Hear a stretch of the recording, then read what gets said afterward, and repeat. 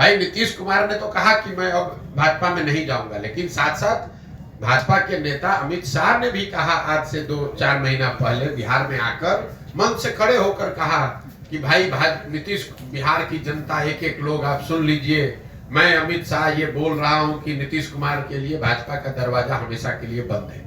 वही नीतीश कुमार आज वही अमित शाह भाजपा नीतीश कुमार को आज मुख्यमंत्री बना रही है।